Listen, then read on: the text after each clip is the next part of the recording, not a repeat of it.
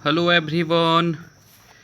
तो चलिए स्टार्ट करते हैं अपने सीरीज़ को। और लास्ट क्लास अगर आपने देखा होगा तो वहाँ पे मैंने आपको इंट्रोडक्शन लेक्चर करवाई थी और आपको लॉट्स ऑफ इन्फॉर्मेशन दी थी कि हमारे एग्रीकल्चर में क्या चैलेंजेस हैं, क्या इनके स्कोप हैं, क्या अभी हमारा इंडिया एग्रीकल्चर में किस पोजीशन पे खड़ा है। तो लॉट्स ऑफ इन्फॉर्मेशन जो हम लोगों को एज अ बेसिक पता होनी चाहिए वो मैंने आपको बताई थी।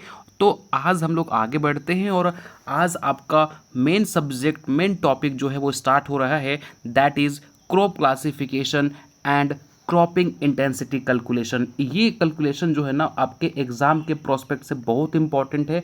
तो इस कैलकुलेशन को हम सबसे पहले टैकल करेंगे, देन हम क्रॉप क्लासिफिकेशन पे आएंगे।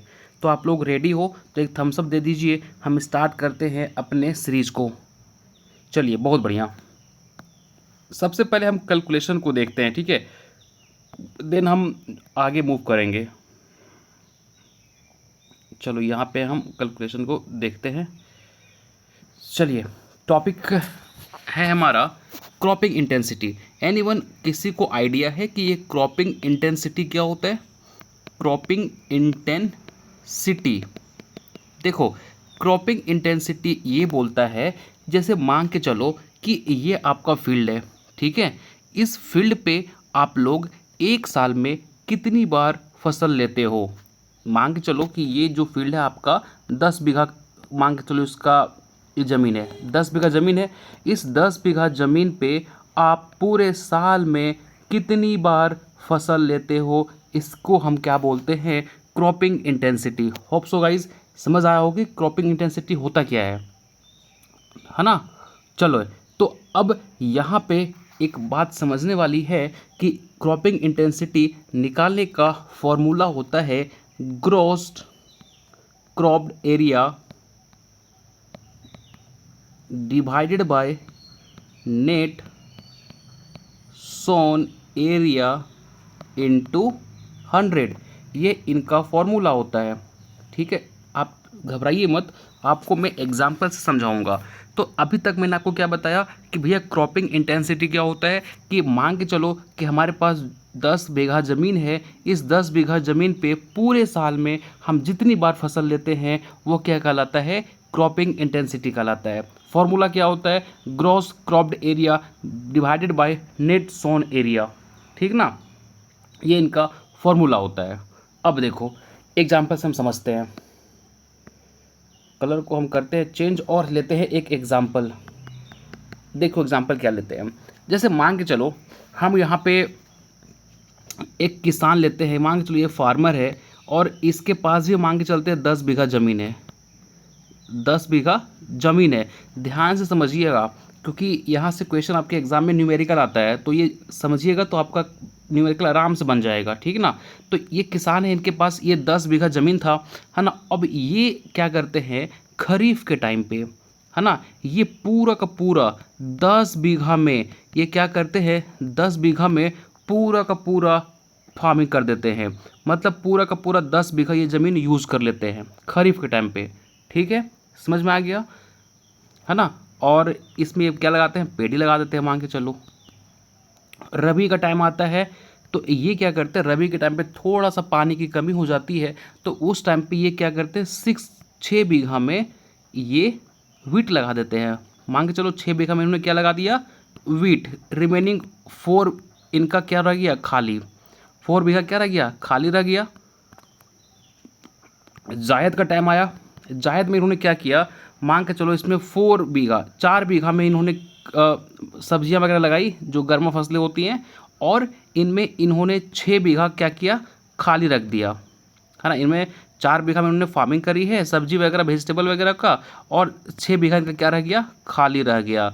अब हमें इस टाइप के क्वेश्चन के अंदर आपसे पूछेगा कैलकुलेट क्रॉपिंग इंटेंसिटी। आपको क्रॉपिंग इंटेंसिटी कैलकुलेट करनी है तो कैसे करोगे? मैंने आपको फॉर्मूला बताया ना, gross cropped area. Gross cropped area का मतलब ये होता है कि आप जो ये फसलें लिए हो ना, जितना आप ज़मीन यूज़ किए हो उसको आपको यहाँ पे लिखना पड़ेगा। तो आप ग्रॉस क्रॉप्ड एरिया में क्या आ जाएगा? 10 +6 + 4 और नेट सोन एरिया मतलब आपके पास टोटल ज़मीन कितना। देखो नेट का सिंपल सा मतलब मान के चलो कि आप AFO में लग गए, आपकी सैलरी टोटल 80,000 है, मान के चलो 80,000 एग्जांपल ले रहा हूँ, 80,000 आपकी सैलरी है, ठीक है। तो ये क्या हो गया, नेट सैलरी आपकी 80,000 है, लेकिन इसमें आपका कुछ PF फंड वगैरह कट जाएगा और कट के जो आपके अकाउंट में आएगा that is a gross cropped area, मतलब that is a gross income, ठीक है। नेट इनकम क्या हो गया, आपकी टोटल सैलरी कितनी हो गई और उनमें से जो आपके PF वगैरह कट के आपके अकाउंट में जो आ रहा है that is a gross income. तो इस तरीके से यहाँ है कि भैया 10 बीघा ज़मीन था, उसमें हम लोगों ने जो भी ज़मीन हमने यूज़ करी है वो आपको लेना है और देन इसको कर देना है 100 से मल्टीप्लाई। तो 10 16 जब 20 इंटू 10, यहाँ पे क्या हो जाएगा 100 से काट दो तो कितना आ गया 200% हमारी क्रॉपिंग इंटेंसिटी आ गई। समझ में आ गया कैसे हम क्रॉपिंग इंटेंसिटी निकालते हैं। एनीवन, किसी को डाउट है? अब देखो मैं फिर से रिपीट कर दे रहा हूँ, सिंपल एक शॉर्ट में रिपीट करता हूँ। क्रॉपिंग इंटेंसिटी ये बताता है कि आपके पास जो ज़मीन है, मान के चलो 10 बीघा 4 एकड़ 4 एकड़ जो भी आपके पास ज़मीन है, उस ज़मीन पे आप पूरे साल में कितनी बार फसल की सोइंग करते हैं, मतलब एक साल में कितनी बार फसल की सोइंग करते हैं, ये आपका क्रॉपिंग इंटेंसिटी बताता है। फॉर्मूला होता है gross cropped area divided by net sown area into 100, है ना। फिर मैंने आपको एग्जांपल दिया कि एक किसान है जिसके पास 10 बीघा ज़मीन है, ये 10 बीघा में ये 3 टाइम पे, इसी 10 बीघा पे जो ज़मीन है ना, इनमें ये क्या करते हैं 3 टाइम पे फसल की सोइंग करते हैं। खरीफ के टाइम पे 10 बीघा में ये 10 बीघा पे पूरा पेड़ी लगा देते हैं। रबी के टाइम पे 6 बीघा में इन्होंने 4 बीघा की यूज़ करी और 4 इन्होंने खाली छोड़ दिया। जायद के टाइम पे ये 4 बीघा में सब्जी लगाई और 6 बीघा खाली कर दिया, क्योंकि भाई उस टाइम पे जानते हो कि फर्टिलाइज़र वगैरह चाहिए, आपके पानी वगैरह की बहुत थोड़ा किल्लत हो जाती है, दैट मीन्स कि वो खाली छोड़ दिए। तो अब टोटल हमारे पास लैंड कितना था 10 और कितना इन्होंने यूज़ करा, ठीक है, वो आपका आ जाएगा ग्रॉस के अंदर इंटू 100 करेंगे तो 200% जो है वो इसका क्रॉपिंग इंटेंसिटी आ जाएगा। एग्ज़ाम के अंदर इसी तरीके का स्टेटमेंट दिया हुआ रहता है और आपको क्रॉपिंग इंटेंसिटी निकालनी होती है, ठीक है। क्लियर हो गया यहाँ तक, किसी को डाउट? चलो अब एक डेटा आप नोट कर लो और ये जो है वो आपके पॉइंट ऑफ व्यू से कई बार एग्जामिनर यहाँ से क्वेश्चन पूछता है, तो ये आप एक बार देख लो। जैसे होता क्या है, देखो ध्यान से, अगर हम बात करें कि आपने क्रॉपिंग इंटेंसिटी निकाला और क्रॉपिंग इंटेंसिटी लेस देन 100% आया, जैसे अभी देखेंगे कि आपका यहाँ पे 200% आया था, लेकिन अगर क्रॉपिंग इंटेंसिटी लेस देन 100% आया दैट मीन्स कि आपका जो क्रॉपिंग इंटेंसिटी है वो क्या है, लो है। बट अगर आपने क्रॉपिंग इंटेंसिटी निकाला और ये 100 से 150% के बीच में लाई करता है दैट मीन्स कि क्रॉपिंग इंटेंसिटी क्या है, मॉडरेट है ना। और आपने क्रॉपिंग इंटेंसिटी निकाला और ये ग्रेटर देन 150% आ गया दैट मीन्स कि ये क्रॉपिंग इंटेंसिटी हाई मानी जाएगी, ठीक है। तो ये इनके होते हैं। और अगर इंडिया की बात करें तो इंडिया की जो क्रॉपिंग इंटेंसिटी है वो कितना है, 155.9%, आप 156% भी याद रख सकते हैं, ठीक है। और सबसे हाईएस्ट जो क्रॉपिंग इंटेंसिटी में कंट्रीब्यूट करता है वो आपका पंजाब है, ठीक ना। तो ये था पूरा इन्फॉर्मेशन क्रॉपिंग इंटेंसिटी के बारे में। होप सो गाइज आपको समझ में आया होगा कि क्रॉपिंग इंटेंसिटी हम कैसे निकालते हैं और क्या होता है। Is it clear everyone?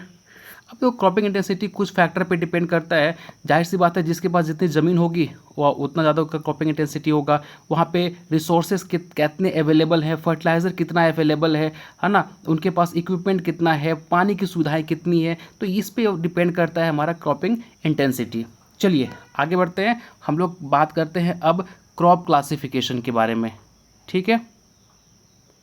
तो ये लेक्चर नंबर 2 था हमारा, है ना। मैंने आपको बताया था कि आपको MCQ वाली क्लास भी अटेंड करनी है, 2 क्लासेस हो चुकी हैं, ये हमारा आज जो तीसरा क्लास होगा। तो याद रखिए इसको अटेंड करना मस्ट है, क्योंकि इसको आप अटेंड करोगे तो यहाँ पे हम AFO वगैरह के PYQ करवाते हैं, जहाँ पे आपको ये समझने को मिलेगा कि भैया एग्ज़ाम के अंदर AFO के अंदर क्वेश्चन पूछा कैसे जाता है, हमें सॉल्व कैसे करनी है, अप्रोच एग्ज़ाम में क्या होनी चाहिए सॉल्व करने का, ताकि कम से कम टाइम में हम आंसर तक पहुँच सकें, ठीक है। ये MCQ सीरीज़ था जहाँ पे हम आपको लॉट्स ऑफ एग्ज़ाम की PYQ करवाते हैं। ये हमारा यूट्यूब चैनल है, इसको आप लोग सब्सक्राइब कर लीजिएगा, आपको यहाँ पे नोट्स वगैरह सब मिल जाएगा। ठीक है, चलिए अब हम आते हैं अपने फर्स्ट टॉपिक की तरफ, जो है व्हाट एग्रोनॉमी। चलिए हम स्टार्ट कर रहे हैं एग्रोनॉमी से। ठीक है, अब देखो आराम से पढ़ेंगे एग्रोनॉमी को, और जो मुख्य मोस्ट इंपॉर्टेंट टॉपिक्स हैं हम उसको कवर करते हुए चलेंगे। तो अब देखिए एग्रोनॉमी क्या होता है। आपको मैंने बताई थी कल की क्लास में कि जब हम लोगों ने सीड की सोइंग करनी स्टार्ट करी, है ना, मतलब पहले क्या होता था, मिट्टी है, यहाँ पे हम लोगों ने उसमें होल बनाया, सीड डाला, और देन हम लोग फिर यहाँ से क्रॉप हमारा जर्मिनेट किया, और देन हम हार्वेस्टिंग करना स्टार्ट किए। लेटर ऑन हमें महसूस हुआ कि जब तक हम फील्ड को अच्छे तरीके से मैनेज नहीं करेंगे, तब तक हमारी फील्ड की जो कैपेसिटी है, चाहे हमारा जो प्रोडक्शन है, वो उतना अच्छा तरीके से नहीं आएगा। देन हम लोगों ने क्या करना स्टार्ट किया, फील्ड की मैनेजमेंट करना स्टार्ट करा। प्रॉपर हमने यहाँ पे प्लॉइंग करे, वीडिंग किए, देन हम प्रॉपर क्रॉप की रोटेशन करना स्टार्ट किए। तो ये सारे जो हम लोग प्रक्रिया करते हैं, फील्ड को मैनेज करते हैं, प्लॉइंग वगैरह जो भी करते हैं, इरीगेशन वगैरह करते हैं, ये सारे किसका पार्ट है, एग्रोनॉमी का। दैट मीन्स कि एग्रोनॉमी ग्रीक वर्ड से डिराइव हुआ है। एग्रोस का मतलब होता है फील्ड, और नोमोस का मतलब होता है मैनेजमेंट। तो फील्ड का मैनेजमेंट करना ही क्या कहलाता है, आपका एग्रोनॉमी कहलाता है। ठीक है, एक एग्रीकल्चरल साइंस का ब्रांच है जहाँ पे हम प्रिंसिपल और प्रैक्टिसेस पढ़ते हैं क्रॉप प्रोडक्शन के ऊपर। ठीक है, समझ में आ गया। तो कुल मिला के जो आपने लैंड की, जो आपने फील्ड की मैनेजमेंट करी ना, वही हम पढ़ते हैं एग्रोनॉमी के अंदर, और ये ग्रीक वर्ड से ड्राइव हुआ है। फादर ऑफ एग्रोनॉमी कौन है, तो पीटर डेक्रेसेंजी को हम बोलते हैं फादर ऑफ एग्रोनॉमी।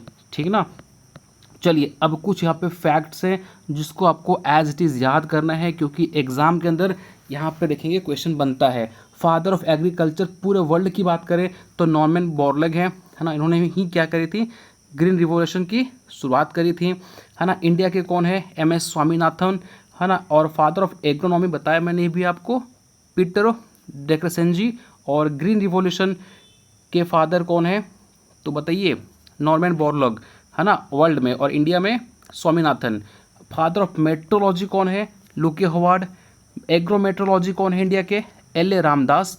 क्लाइमेटोलॉजी के फादर कौन है, वाल्डिमिर पीटर कोपेन, है ना। Natural farming Masanobu Fukuoka. और जीरो बजट नेचुरल फार्मिंग के सुभाष पालेकर। ऑर्गेनिक फार्मिंग के फादर कौन है, अल्बर्ट हवार्ड। और टिलेज के फादर कौन है, जेथ्रो टूल। और फादर ऑफ जीरो टिलेज के कौन है, GB ट्रिपलेट। तो इसको एक नज़र देखिए, और पहला वीडियो को पॉज करो और एक नज़र देखो, अभी याद हो जाएगा आपको।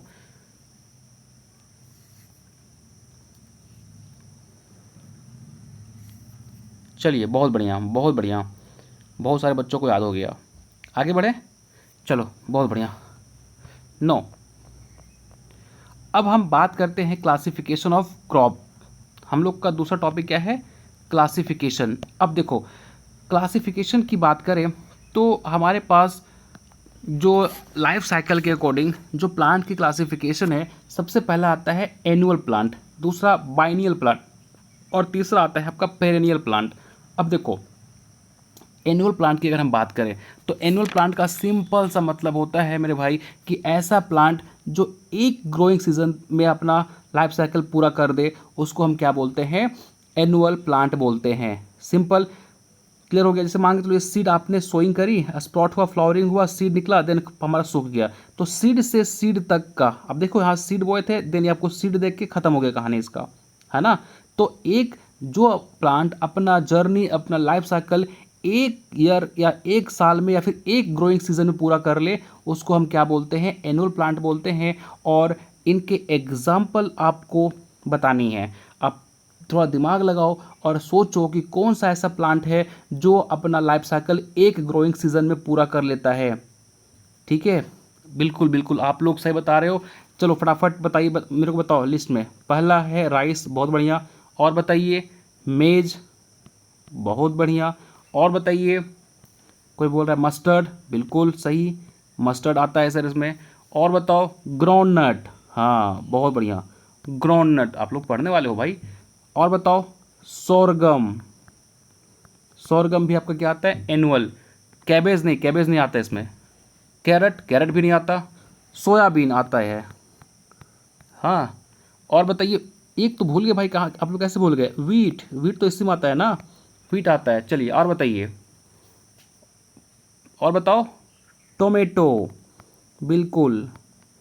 और पी, बिल्कुल। इनफैक्ट जितनी भी आपकी ग्रीन वेजिटेबल होती है ना, सारे एनुअल में आते हैं। ठीक है, क्लियर हो गया। अब आते हैं बाइनियल के अंदर। बाइनियल में क्या होता है, मान के चलो ये प्लांट फर्स्ट फेज में क्या करेगा, अपना वेजिटेटिव स्टेज, मतलब फर्स्ट ईयर बोल दो, एक साल में अपना ये वेजिटेटिव ग्रोथ पूरा करेगा। ठीक है, पहला ईयर में क्या किया, ये अपना वेजिटेटिव ग्रोथ पूरा किया। सेकेंड ईयर में इनमें फ्लावरिंग और फ्रूटिंग आना स्टार्ट हो जाएगा। ठीक है, तो फर्स्ट फेज में ये वेजिटेटिव ग्रोथ होते हैं और सेकेंड ईयर में ये अपना रिप्रोडक्टिव ग्रोथ करते हैं। तो ऐसे प्लांट को हम क्या बोलते हैं, बाइनियल, मतलब अपना लाइफ साइकिल जो है वो क्लियर करते हैं 2 साल में। ठीक है, या फिर 2 ग्रोइंग सीजन में, उसको हम क्या बोलते हैं, बाइनियल प्लांट बोलते हैं। ठीक ना, क्लियर हो गया। अब ऐसे प्लांट का एग्जाम्पल बताइए क्या क्या है। बिल्कुल बिल्कुल, एग्जाम्पल इज इंपॉर्टेंट। एग्जाम के अंदर आपसे ये नहीं पूछेगा कि एनुअल प्लांट क्या होता है, बाइनियल क्या होता है, वो सब जानते हैं मेरे भाई। एग्जाम्पल आपसे पूछा जाएगा, तो एग्जाम्पल आप याद कीजिए। ठीक है, चलो एग्जाम्पल बताओ। कैबेज, बिल्कुल बहुत अच्छा, कैबेज। और बताओ कैरट। और बताओ अनियन, ये इंपॉर्टेंट है, ये एफ में पूछा गया था, अनियन कैसा है। ठीक है, शुगर केन, शुगर बीट। ठीक है, बाइनियल में आते हैं। ठीक ना। अब आते हैं पेरेंनियल। सिंपल, पेरेंनियल मतलब ऐसा प्लांट जिसको 3 साल से या फिर 3 साल से 2 साल से अधिक का टाइम लगता है अपने लाइफ साइकिल को पूरा करने के लिए। ठीक है, या फिर मोर देन 3 ईयर्स जो इनकी लाइफ साइकिल पूरी होती है, उनको हम क्या बोलते हैं, पेरेंनियल प्लांट बोलते हैं। इनके एग्जाम्पल जो आप देखेंगे, नेपियर ग्रास।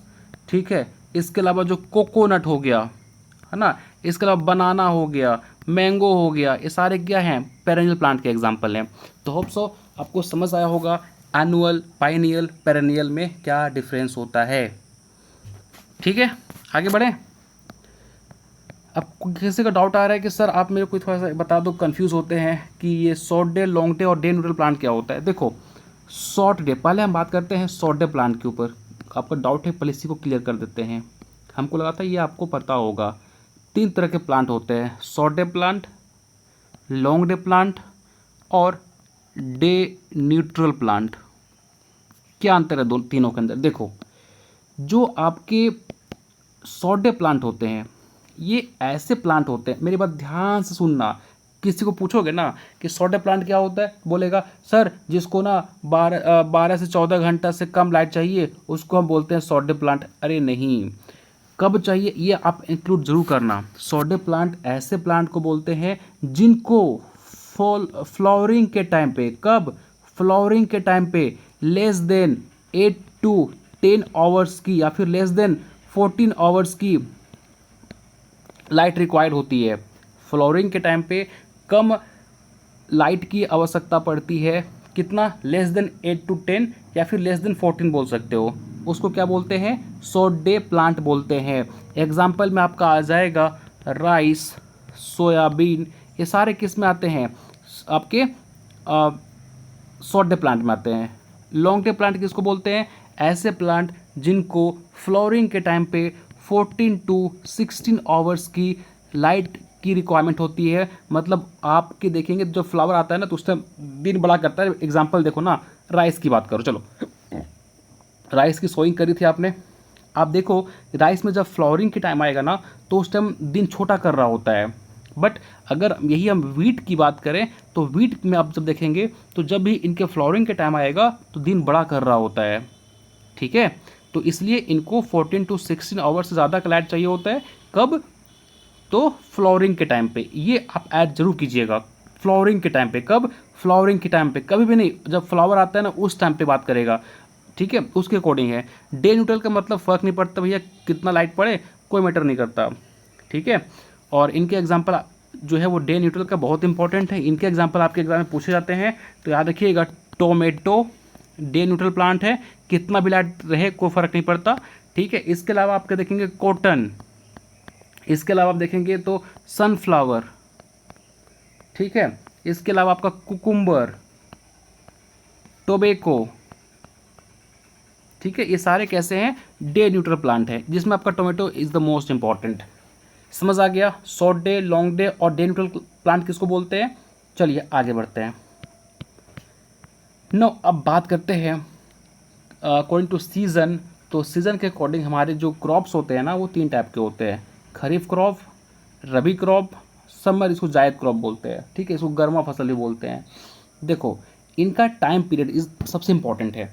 खरीफ क्रॉप को हम रेनी क्रॉप बोलते हैं क्योंकि आप देखेंगे तो जो हमारा जून से जो है जून में मानसून आता है और अक्टूबर नवंबर तक हमारा ये खरीफ का टाइम चलता है। उस टाइम पूरा ये मौसम क्या होता है, मानसून बारिश हो रहा होता है, ठीक है। तो याद रखिएगा कि जो आपका खरीफ का टाइम होता है इनका टाइम पीरियड जून से लेके अक्टूबर नवंबर तक का होता है। तो ये टाइम कई बार के एग्जाम में पूछा गया है कि खरीफ का टाइम पीरियड कितना होता है, तो जून से लेके अक्टूबर नवंबर तक का। और इस टाइम पे जो हमारा वेदर होता है वार्म होता है, वेट होता है ना। समझ गए आप। अब देखेंगे कि इस टाइम का वार्म वेदर होता है। आप इस टाइम इसके जो क्रॉप पढ़ते होंगे पेडी वगैरह, आप देखेंगे उस टाइम पे जो क्लाइमेट रिक्वायरमेंट होता है उनको वेट वेदर रिक्वायर्ड होता है, ठीक है। नो रबी क्रॉप को हम विंटर क्रॉप बोलते हैं क्योंकि इस टाइम ठंड पड़ रही होती है, ठीक है। तो इनका जो टाइम पीरियड होता है वो अक्टूबर से लेकर मार्च तक का होता है, ठीक है। और ये कोल्ड और ड्राई वेदर उस टाइम पे जो होती है, ठीक ना, समझ आ गया। और जो आपके जायद क्रॉप होते हैं जिसको गर्मा फसल बोलते हैं, ये मार्च से लेके जून तक का पीरियड इनका होता है ना। और इस टाइम पे वार्म वेदर की रिक्वायरमेंट होती है। तो याद रखिएगा 3 टाइप के हमारे जो क्रॉप हैं उनके क्लासिफिकेशन अकॉर्डिंग टू वेदर, खरीफ, रबी और समर, ठीक ना। ये टाइम पीरियड सबसे इंपॉर्टेंट, इसको नहीं भूलिएगा। मेरे साथ अभी रिपीट करो, चलो। खरीफ जून टू अक्टूबर नवंबर याद हो गया। बताओ रबी अक्टूबर टू मार्च, और मार्च से लेके जून तक का जो टाइम पीरियड होता है वो जायद का होता है। चलिए आगे बढ़ते हैं हम लोग फटाफट से, आगे बढ़ें। अच्छा आपको पता है, आपका एग्जाम्पल पता है कि नहीं, बताना पड़ेगा भाई। खरीफ क्रॉप का एग्जाम्पल पता है, क्योंकि देखो एग्जाम्पल इंपॉर्टेंट है, इंटरव्यू में आपका एग्जाम्पल भी पूछा जाएगा। तो खरीफ क्रॉप का एग्जाम्पल बताओ मेरे को आप, ठीक है। पेडी, बहुत बढ़िया। और बताओ मेज़। अब मेज़ में आया तो एक क्वेश्चन पूछता हूँ आपसे, बिहार में मक्का की खेती कब किया जाता है। हाँ मोस्टली तो ये मेज़ रबी में होता है, लेकिन बिहार के अंदर ये रबी के अंदर लगाया जाता है। मोस्टली ये खरीफ में आता है लेकिन बिहार में ये रबी के टाइम पे लगाया जाता है। सबसे ज़्यादा रबी मेज़ का खेती कहाँ होता है, तो बिहार में होता है, ठीक ना, समझ आ गया। इसके अलावा ज्वार, बहुत बढ़िया। अच्छा एक आध दाल बताओ। मूंग, बिल्कुल मूंग वो हम खरीफ में लगाते हैं। उड़द, सर उड़द भी लगाते हैं, बहुत बढ़िया। और बताओ, और कॉटन, जूट, ठीक है। ये सारे एग्जाम्पल किसके हैं, आपकी खरीफ क्रॉप के। रबी क्रॉप का बताओ, रबी क्रॉप का बताओ, चलिए फटाफट बताओ। शुगर केन, बिल्कुल। इसके अलावा दाल भी बताओ, ग्राम, पी, ठीक है, मस्टर्ड, ये सारे कैसे हैं, रबी क्रॉप। जायद बताओ, जो आपके ऐसे फसल, ऐसे क्रॉप जिसको बहुत लोग खाना पसंद नहीं करते, कुकुम्बर हो गया, चाहे बॉटल नेक हो गया, बिटर गार्ड हो गया, ये सारे केस में आते हैं आपके। तो ये आपके जायद क्रॉप में आते हैं, है ना, जिसमें आपका watermelon, musk melon, cucumber, bottle gourd, bitter gourd, ये सारे आपके जायद क्रॉप में आते हैं। समझ आ गया, समझ आ गया, यहाँ तक क्लियर हो गया। चलो आगे बढ़ें, बहुत बढ़िया। अब आते हैं सीरियल्स क्रॉप के ऊपर। सीरियल्स में आपको वीट वगैरह जो है, मिलेट्स वगैरह है, आपका पेडी है, सब किस में आते हैं, सीरियल्स क्रॉप में आते हैं, है ना। और मोस्टली ये जो होते हैं ना, ये इनको हम ग्रासेस बोलते हैं, मतलब एक तरह का घास भी होती, घास ही होती है, ठीक है।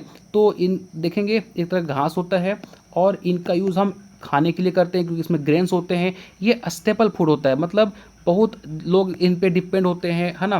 तो एक प्रमुख तरह इनको माना जाता है, एक प्रमुख तरह का ये भोजन है, ठीक है, जिसमें आपका राइस, व्हीट, मेज़, बार्ले, ओट्स सारे आते हैं। ये एक्सीलेंट सोर्स होता है फैट सॉल्युबल विटामिन ई का, ठीक है। ये आपको यहाँ पे जो सीरियल्स क्रॉप होते हैं, राइस, व्हीट वगैरह में आपको विटामिन ई बहुत ही अच्छे मात्रा में मिलता है। साथ में इनमें कुछ इंपॉर्टेंट मिनरल्स मिलते हैं जो कि आपको डेली रिक्वायरमेंट होते हैं ये मिनरल्स का, ठीक है, जैसे सेलेनियम, कैल्शियम, जिंक, कॉपर, ये मिलते हैं 20 to 30%। समझ आ गया। तो ये सीरियल्स अभी सिर्फ इंट्रोडक्शन चल रहा है, अभी चिंता मत करो, हम एक एक क्रॉप को डिटेल में पढ़ेंगे। अभी सिर्फ आप देख लो कि सीरियल्स क्रॉप किसको बोलते हैं, तो हमारा सिर्फ ये इंट्रोडक्शन लेक्चर है। चलिए आगे बढ़ते हैं। नो मिलेट की बात करें, है ना। आपको पता है कि जब हमारे पास पानी की कमी थी, ठीक है, तो लोग जो हमारे पूर्वज थे, हमारे दादा जो थे, वो लोग इसी इसी की रोटी खाया करते थे। आज लोग बोलते हैं ना कि पहले के जो देखोगे तो लंबे समय तक वो टिक जाते थे, आज 80 साल, 100 साल, 90 साल। आज के लोग जो यंग जनरेशन है 60 साल में ऐसा लगेगा कि कहानी ख़त्म हो गया। क्यों? क्योंकि पहले के लोग न्यूट्रिशस भोजन किया करते थे। आज लोग केमिकल वगैरह, बर्गर, पिज़्ज़ा, मोमोज, इस सब में डिपेंड हो गए। तो मिलेट एक ऐसा क्रॉप है ना जो कम भी, अगर जहाँ सूखा पड़ता है, कम बारिश होता है, तो मतलब बहुत हार्श क्लाइमेट कंडीशन है, वहाँ पे सर्वाइव कर जाता है ये प्लांट, ठीक है। तो सिंपल ये क्या है, ये स्मॉल ग्रेन सीरियल्स है। इसमें जो दाने होते हैं बहुत छोटे छोटे होते हैं, जैसे कि बाजरा आपने देखा होगा, ठीक है। ये एनुअल ग्रासेस की तरह होते हैं और सीरियल्स की कैटेगरी में ही ये आते हैं, ठीक है। और सिंपल सी बात है कि भाई इनको आप देखेंगे तो अब इनकी खेती नहीं होती है, लेकिन पहले जो हमारे बुजुर्ग हुआ करते थे वो बहुत ज़्यादा मात्रा में इनकी खेती किया करते थे। आज भी जो गरीब लोग होते हैं, है ना, वो भी इनको एज अ स्टेपल फूड मानते हैं, क्योंकि पहले गरीबी जो है ना मिटाने का एक अच्छा साधन हुआ करता था मिलेट्स। बट आज तो लोग उसको खाना पसंद नहीं करते। आज की यंग जनरेशन को अगर खाने के लिए दे दोगे ना बाजरा की रोटी, तो बोलेगा क्या ही है, इतना मोटा है, नहीं खाएंगे, नहीं खाएगा वो, ठीक है। लेकिन पहले लोग इसको चाव से खाते थे, और क्योंकि बहुत न्यूट्रिशियस होता है गाइस, ठीक है। और पुअर कंट्री में भी ये आज ये स्टेपल फूड की तरह यूज़ होता है, ठीक है। अगर हम बात करें राजस्थान में भी इनको लोग बहुत ही चाव से खाते हैं, इसलिए वहाँ का ये क्या है, स्टेपल फूड है। स्टेपल का मतलब हो गया प्रमुख फसल, ठीक है। समझ आ गया यहाँ तक? चलो अब यहाँ से आपका इंपॉर्टेंट बातें आती हैं जो आपको पता होनी चाहिए। मेजर मिलेट, जिसको एग्ज़ाम में पूछा जाता है, इसको हम ट्रू मिलेट भी बोलते हैं, ट्रू मिलेट बोलते हैं। और इनमें आपका सोरगम आ गया, सोरगम को हम ज्वार बोलते हैं। याद रखिएगा, सोरगम का दूसरा नेम क्या है, ज्वार। पर मिलेट का दूसरा नाम क्या है, बाजरा। और फिंगर मिलेट का क्या नाम है, रागी। हम एक एक क्रॉप के बारे में पढ़ेंगे गाइज, एक एक क्रॉप के बारे में, सोरगम के बारे में पूरा बातें पढ़ेंगे, तो अभी चिंता मत कीजिए। सोरगम ज्वार बोलते हैं, पर मिलेट बाजरा बोलते हैं, और फिंगर मिलेट का दूसरा नाम क्या है, रागी। ये अदर नेम पूछा जाता है। अब आता है माइनर मिलेट। माइनर मिलेट में क्या आता है, फॉक्सटेल मिलेट, जिसको हम केकुम बोलते हैं। कोडो मिलेट को हम कोडून बोलते हैं। बार्न यार्ड मिलेट को हम सनवान बोलते हैं। लिटिल मिलेट को कटकी या सावन बोलते हैं। प्रोसो मिलेट को चीना या फिर बरी बोलते हैं, ठीक है। ये सारे क्या हैं, माइनर मिलेट हैं। और दो आपके सूडो मिलेट है। सूडो का मतलब होता है फॉल्स, जो आपको दिखेगा मिलेट की तरह, लेकिन ये मिलेट होते नहीं है। अमरंथ जिस और एक बकवीट, ठीक है। ये दो क्या है आपके सूडो मिलेट हैं, ठीक ना। अभी सिर्फ हमारा इंट्रोडक्शन है, हम लोग एक एक क्रॉप के बारे में पढ़ेंगे, तो चिंता मत कीजिए। अभी सिर्फ चलिए कि भाई मिलेट में क्या क्या आता है, ठीक है। ये तो मैंने आपको बता दिया, ठीक है। यहाँ पे आपके साइंटिफिक नेम लिखे हुए हैं कि भैया आपके मेजर में आपका सोरगम आता है, जिसको ज्वार या कॉलम बोलते हैं। इसका साइंटिफिक नेम क्या है, सोरगम बाइकोलर। पर मिलेट को हम बाजरा बोलते हैं या फिर कुंबू बोलते हैं। साइंटिफिक नेम क्या है, पेनिसिटम ग्लोएकम। फिंगर मिलेट को हम रागी बोलते हैं, इलुसाइन कोराकाना, ठीक है। और जो कि माइनर में आते हैं जैसे फॉक्सटेल मिलेट, जिसको थेनई बोलते हैं, सितारिया इटैलिका, है ना। लिटिल मिलेट को हम क्या बोलते हैं, समय, हाँ। और इसको हम पेनिसिटम सुमेट्रेंस। तो ये इनका क्या है, साइंटिफिक नेम है, जो आपको एक बार देख लीजिएगा आप, ठीक है ना। अब आते हैं हम लोग पल्सेस के ऊपर। तो देखो पल्सेस आपको पता है कि ये अच्छा सोर्स होता है प्रोटीन का। लोग क्या करते हैं, ध्यान सुनो, चिकन को खाते हैं। क्यों खाते हैं भाई, कि सर इसमें ना प्रोटीन बहुत अच्छा होता है, हम प्रोटीन के लिए खाते हैं। अरे मेरे भाई, जब आपको प्रोटीन खाना है ना, तो आप ये कहाँ गया, मूंग, मूंग मूंग होगा इसमें, देखो मूंग कहाँ गया, हाँ मूंग दाल, ये रहा। आप इसको सुबह, इसको रात में फूलने के लिए डाल दो, और इसको आप सुबह खाओ। आपको इतना, आपको चिकन से, नॉनवेज से 1.5 गुना ज़्यादा प्रोटीन मिलेगा। बट अगर अपने, मैं ऐसा नहीं बोला नहीं खाना चाहिए, बट अगर आप सिर्फ टेस्ट के लिए खाते हो तो ठीक है, लेकिन प्रोटीन की बात करोगे तो उससे ज़्यादा आपको मूंग दाल में मिल जाएगा, ठीक है। चलिए साइंटिफिक, इनका चिकपी की बात करें तो इनका साइंटिफिक नेम क्या होता है, साइसर एराइटेनम। और इनका अदर नेम क्या है, बेंगोल ग्राम, और चना बोलते हैं। पिजन पी, कैजनस खजान, और इनका अदर नेम क्या है, रेड ग्राम, अरहर, तूर, हम लोग इस नेम से जानते हैं। ठीक है, मूंग दाल जिसको ग्रीन ग्राम बोलते हैं, विग्ना रेडियाटा होता है। ब्लैक ग्राम, विग्ना मूंगो, ये देखो पूछा गया है यूपी एसडीटीए में इनका साइंटिफिक नेम, और इसको हम उड़द दाल बोलते हैं, ब्लैक कलर का होता है। लेंटिल की बात करें, मसूर दाल बोलते हैं, मसूर दाल, है ना। जाते हो दुकान बोलते हो लेंटिल दो, दुकानदार समझेगा नहीं, बोलोगे मसूर दाल दो, समझ जाएगा। तो लेंस कुलेरिस इनका साइंटिफिक नेम होता है। कॉपी की बात करें, विग्ना ओंग्विकोलाटा, है ना, जिसको लोबिया, ब्लैक आई पी बोलते हैं। फील्ड पी, जिसको हम पाइसम सटाइवम बोलते हैं, मटर हो गया आपका। ठीक है, इसके अलावा हम बात करें मौथ बीन की, तो विग्ना एकॉन्टिफोलिया और मटकी जो है उनका कॉमन नेम होता है। तो ये आप याद करना है कि चिक पी का साइंटिफिक नेम क्या होता है, पिजन पी का साइंटिफिक नेम क्या होता है, इसको हम कॉमन नेम क्या किस नाम से जानते हैं। ठीक है, याद कर लीजिएगा। अब बात करते हैं ऑयल सीड की, कौन कौन से ऑयल सीड में आते हैं। तो आपको पता है कि इनमें जो आपके फसल ऑयल सीड में आते हैं वो आपका मस्टर्ड हो गया, scientific name Brassica juncea, groundnut, soybean, sunflower, sesame, linseed, niger, safflower, castor. हम लोग एक एक फसल के बारे में पढ़ेंगे, तो चिंता मत कीजिए, बस ये देख लो कि ये ऐसे क्रॉप हैं जो आपके ऑयल सीड में आते हैं, क्योंकि ये कंट्रीब्यूशन करते हैं आपके ऑयल सीड में, ऑयल में, है ना, यहाँ से तेल निकाला जाता है। अब एक क्वेश्चन आता है कि भैया ये ग्राउंडनट कौन सा क्रॉप है ना। तो याद रखिए ग्राउंडनट एक ऑयल सीड क्रॉप है, ठीक ना कि ये पल्सेस में नहीं आता है। अब देखो शुगर क्रॉप क्या होता है। शुगर क्रॉप जिससे चीनी बनती है, जिससे हमें शुगर मिलता है। तो शुगर हम लोग मोस्टली दो चीज़ से एक्सट्रैक्ट कर सकते हैं, एक आपका शुगर केन से और एक आपका शुगर बीट से। शुगर बीट से भी हम क्या करते हैं, चीनी निकाल सकते हैं, लेकिन ज़्यादा हम शुगर केन से ही चीनी निकालते हैं। ठीक है, इसलिए हम लोग इसको ही पढ़ते हैं, याद रखिएगा, है ना। और शुगर केन का किसी एग्जाम में ये शुगर बीट का साइंटिफिक नेम पूछा था, तो वेटा वल्गरिस इनका साइंटिफिक नेम होता है। और याद रखिएगा इसको हम एज अ बायोफ्यूल की तरह भी यूज़ करते हैं। ठीक है, समझ आ गया। चलिए, तो ये शुगर क्रॉप हमारे हो गए। फाइबर क्रॉप ऐसे क्रॉप जिससे हम रेसे, मतलब रेसा समझते हो, जो आप कपड़ा वगैरह पहनते हो ना, तो हम जो फाइबर वगैरह जो होते हैं उनसे हम निकालने, उनसे मतलब जो ये फाइबर निकलते हैं उनको हम फाइबर क्रॉप बोलते हैं। जैसे cotton, jute, flax seed, sisal, coconut, है ना, कैपोक, अबैका हो गया, रेमी नैफ हो गया, हेम्प हो गया, ये सारे जो है वो आपके फाइबर क्रॉप में आते हैं। ठीक है, आपके एग्जाम के प्रोस्पेक्ट से जूट और कॉटन इंपॉर्टेंट है, जो कि फाइबर क्रॉप में आते हैं। यहाँ से हम फाइबर निकालते हैं, जिनका हम अलग अलग सामग्री अपना अपना अलग कपड़े बना के यूज़ करते हैं पहनने के लिए। नो, मेडिसिन और स्टिमुलेंट की बात करें तो आपको पता है कि ऐसे बहुत सारे, आप आयुर्वेद की बात करें, बहुत सारे ऐसे प्लांट हैं जिनका यूज़ हम आयुर्वेदिक मेडिसिन बनाने के लिए करते हैं। तो जैसे देखिए, अगर हम बात करें आपके ओपियम पॉपी, है ना, एक प्लांट है जिनसे हम क्या करते हैं, मॉर्फिन एक्सट्रैक्ट करते हैं, और ये एक स्ट्रॉन्ग पेन किलर होता है ना। इसके अलावा देखेंगे तो एक और है कोडेन, इसको भी हम ओपियम पॉपी से एक्सट्रैक्ट करते हैं, और ये भी एक तरह का पेन किलर होता है। अब आपको पता है कि ये ओपियम पॉपी से हम लोग क्या एक्सट्रैक्ट करते हैं, हेरोइन, और ये काफ़ी ज़्यादा एडिक्टिव होता है, आप लोग इसके बारे में अच्छे जानते होंगे, है ना।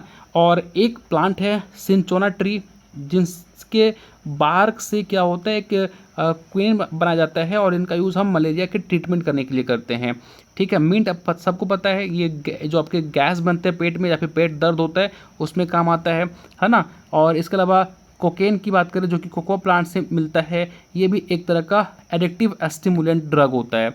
ठीक ना, तो ये सारे किस में आते हैं, आपके मेडिसिन प्लांट में आते हैं। चलिए, फोडर क्रॉप की बात करें। देखो, फोडर क्रॉप के बारे में हम बात करेंगे, लेकिन थोड़ा सा हम कुछ इंपॉर्टेंट से टर्मिनोलॉजी की तरफ चलेंगे, और देन हम आएंगे इसकी तरफ। देखो, सबसे पहले अगर हम बात करें फोडर, कुछ इंपॉर्टेंट टर्म होते हैं। फोडर क्या होता है, एनीवन, किसी को पता है कि फोडर क्या होता है?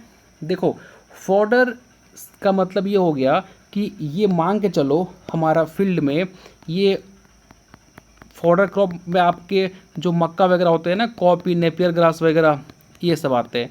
मान के चलो सबसे अच्छा फोडर आपके मक्का माने जाते हैं। ये मक्का का प्लांट लगा हुआ है, आपने मक्का हार्वेस्टिंग कर ली, इनके प्लांट को ग्रीन स्टेज में ही हार्वेस्ट किया और हार्वेस्टिंग करने के बाद उसको कटिंग करके आपने पशु को दे दिया।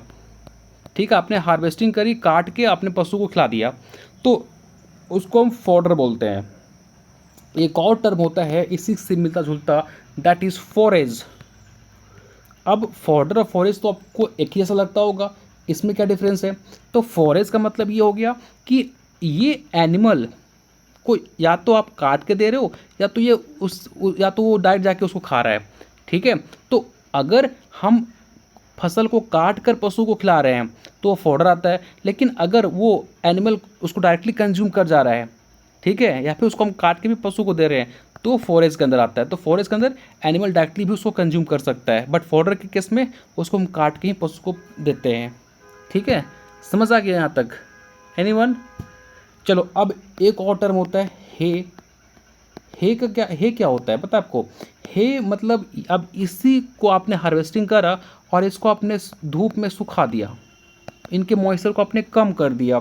तो इसलिए क्योंकि आपने इसकी हार्वेस्टिंग करके धूप में सुखा दिए हो, इसलिए इसका मॉइस्चर कंटेंट कम होता है। और कितना होता है ये आपके एग्ज़ाम के प्रोस्पेक्ट से इम्पॉर्टेंट है। तो 15 to 20% जो है इसका मॉइस्चर लेवल होता है। और ठीक है, और एक और टर्म होता है इससे मिलता हो जुलता, जो है साइलेज। ठीक है, साइलेज।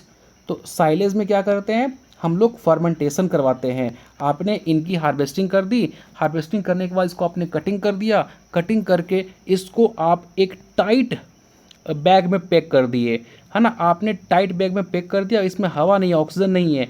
अब ऑक्सीजन नहीं है तो क्या होगा? फर्मेंट होना स्टार्ट हो जाएगा। ठीक है, फर्मेंट होने लगेगा। और प्रोसेस ऑफ मेकिंग साइलेज, हम उस प्रोसेस को क्या बोलते हैं? इन सीलिंग बोलते हैं, इन साइलिंग बोलते हैं। ठीक है, और क्योंकि साइलेज को में फर्मेंटेशन हो गई है, मॉइस्चर इसमें लूज हुआ नहीं है, तो इसलिए इसमें मॉइस्चर कंटेंट ज़्यादा होता है एज़ कम्पेयर टू हे। यहाँ पे जो मॉइस्चर होता है वो आपका 60 to 70% होता है। ठीक है, समझ आ गया? हे, साइलेज, फॉडर, फॉरेज क्या होता है? ठीक है, अब देखो ऊपर इनके एग्जाम्पल दिए हुए होंगे। मैंने बता दिया आपको कि ये ग्रीन वेजिटेटिव में ही इनको हार्वेस्टिंग करके पशु को खिला दिया जाता है। हे, साइलेज क्या होता है बता दिया, पास्चर क्या होता है बता दिया, फॉडर क्या होता है बता दिया। तो एग्जांपल क्या है इसमें? बाजरा, Napier grass, guinea grass, fodder sorghum, fodder maize, ये सारे एग्जांपल हैं आपके फॉडर क्रॉप का। ठीक है, लेकिन कुछ ऐसे होते हैं जो कि लेग्यूम फॉडर्स होते हैं। और ये क्वेश्चन आपका नबार्ड में पूछा गया था, विच one of the following is a legume fodder? तो ल्यूसर्न, डेस्मिंथस और कॉपी, ये क्या होते हैं? आपके लेग्यूम फॉडर्स होते हैं। ये पता होनी चाहिए आपको। ठीक है, नबार्ड 2021 में पूछा गया था, देख लो। तो ये 3 ऐसे हैं जो कि लेग्यूमेस की कैटेगरी में आते हैं और फॉडर क्रॉप होते हैं। तो आपके ल्यूसन, डेस्मिंथस और कॉपी। चलिए आगे बढ़ते हैं। अब कुछ इंपॉर्टेंट फैक्ट्स है जो कि आपको एज इट इज़ याद करना है। देखो, ICR के अकॉर्डिंग आपके कितने एग्रोक्लाइमेटिक जोन है पूछा गया था, तो रखिएगा 131। NARP के अकॉर्डिंग, जिसको है नेशनल एग्रीकल्चर रिसर्च प्रोजेक्ट, उसके अकॉर्डिंग 127 है। ठीक ना, समझ में आ गया? चलो, और NBSSSLUP, national bureau of soil survey land use planning, ठीक है, जो कि नागपुर महाराष्ट्र के अंदर है। और इनके अकॉर्डिंग कितने एग्रो इकोलॉजिकल जोन है? तो 20, है ना। ग्रेनरी ऑफ इंडिया किसको बोलते हैं? पंजाब को। अब देखो यहाँ पे ध्यान से, एग्रीकल्चर क्रॉप ईयर कब से कब तक होता है? 1 जुलाई से लेकर 30 जून हम एग्रीकल्चरल क्रॉप ईयर के रूप में मनाते हैं। पूछा जाएगा आपसे कि एग्रीकल्चरल क्रॉप ईयर इंडिया में कब सेलिब्रेट किया जाता है, कब से कब तक का होता है? तो 1 जुलाई से लेकर 30 जून तक। एग्रीकल्चर ईयर 1 जून से लेके 31 मई, 1 जून से लेके 31 मई जो है वो आपका एग्रीकल्चरल ईयर होता है। फाइनेंशियल ईयर अब सबको पता है 1 अप्रैल से लेके 31 मार्च तक का जो होता है वो फाइनेंशियल ईयर होता है। ठीक है, इज इट क्लियर एवरीवन? चलिए आगे बढ़ते हैं। कुछ इंपॉर्टेंट और फैक्ट्स है, देख लो, है ना। ग्वार एक ऐसा लेग्यूम होता है जिसका यूज़ हम गम मैन्युफैक्चरिंग करने के लिए करते हैं। कॉपी एक ऐसा पल्सेस है जो कि हेवी रेनफॉल को टॉलरेट कर सकता है। आपकी जो भी देखेंगे तो जो पल्सेस होती है ना, वो मोस्टली हेवी रेनफॉल हो गया तो वो ख़राब हो जाएंगे, उनके फसल ख़राब हो जाएंगे। लेकिन ये कॉपी बहुत टॉलरेंट होता है, वो ख़राब नहीं होता। लेथायरस की बात करें, ठीक है, तो इनमें आपको पता है कि एक न्यूरोटॉक्सिन पाया जाता है जिसको ODAP बोलते हैं, that is oxalic oxyl diamino propionic acid जो कि आपका लेथारिज्म कॉज करता है, ठीक है। लेकिन एक ऐसा वैरायटी डेवलप किया गया जो कि इससे रेजिस्टेंट है, आप इसको लगाओगे तो आपको ये बीमारी देखने को नहीं मिलेगी। बायो एल 212, ठीक है। एक ऐसा पल्सेस क्रॉप जो कि ग्रो किया जाता है एज अ फोडर, उसको हम फोडर की तरह यूज़ कर सकते हैं, ग्रेन की तरह यूज़ कर सकते हैं, ग्रीन मेन्योर की तरह यूज़ कर सकते हैं, दैट इज़ कॉपी, ठीक है। एक लेग्यूम फोडर में बताया था, ठीक है। मुलार्प का मतलब ये हो गया, देखो आपके Indian institute of pulses research mostly कहाँ पे, कानपुर में। इसमें आपके देखिए कि क्या क्या रिसर्च होता है, तो मूंग बीन का, उड़द का, लेंटिल का, राजमा का, ठीक है, राजमा हो गया, इसके अलावा पी का, ठीक है। चलिए आगे बढ़ते हैं। नो गाइस, यहाँ पे देख लो, अब कुछ इंपॉर्टेंट से क्वेश्चन थे जो कि शायद इसके आंसर यहाँ पे दे दिए गए हैं, है ना, क्योंकि एआई से बनाया गया है। नबार्ड 2021 में क्वेश्चन पूछा हुआ है। तो आज का जो क्लास है ऐसा मत सोचिएगा कि वेस्ट ऑफ टाइम है, नहीं। आप देखो यहाँ से क्वेश्चन पूछा गया था नबार्ड के अंदर, which one of the following are classified as a legume fodder. मैंने बताया था 2021 में पूछा गया था, तो आपको पता है ना कि कॉपी आपका एक लेग्यूम फोडर है। इसके बाद लूसन जो है आपका, कॉपी, लूसन और डेस्मेंथस, 3 जो कि लेग्यूम फोडर में आते हैं, तो ये सही आंसर हो गया। इसके अलावा अगर हम बात करें तो यहाँ पे देखो एक और क्वेश्चन पूछा गया था यहाँ से कि in agronomic classification of crop plant is done as a class for better understanding which of the following crop is fibre crop based on economic uses, है ना। फाइबर क्रॉप का सिंपल देखो, अब यहाँ पे यही समझना है आपको। ये क्या किया, इतना लंबा रामायण पता है जिसका कोई मतलब ही नहीं है। अब यहाँ सिंपल से पूछ देता विच of the following crop is a fibre crop based on economic uses, तो बात खत्म। लेकिन ये इतना लंबा क्यों लिखा फालतू का, टाइम वेस्टेज करवाने के लिए, ठीक है। इसलिए आपको रीडिंग स्पीड अच्छा होना चाहिए, है ना। तो ये इसका आपका जूट पता ही है आपको, ये एक फाइबर क्रॉप आता है, जूट हो गया, कॉटन हो गया, जिसका हम इकोनॉमिक यूज़ के लिए यूज़ करते हैं, ठीक है। तो आज के लिए इतना ही, जहाँ पे हम लोगों ने क्रॉप क्लासिफिकेशन पढ़े। होप सो गाइज आपको आज का लेक्चर समझ आया होगा। मन में कोई डाउट है तो हमारे कमेंट सेक्शन में ज़रूर पूछिए, और लेक्चर को पर डे आप ज़रूर लगाइए। आप अगर बेसिक आपको हिला हुआ है, हम आपको एक एक सब्जेक्ट, एक एक टॉपिक कवर करवा देंगे, बस शर्ते आपको पूरी क्लास रेगुलर देखनी है ना। हमारे लिए ये इंपॉर्टेंट है। और MCQ क्लास पैरेलली आपको लगानी है, क्योंकि यहाँ से ही आपको पैटर्न का पता चलेगा कि एग्जाम में क्वेश्चन क्या पूछ रहा है। टिल देन मिलते हैं अपने अगले लेक्चर में। Thank you so much.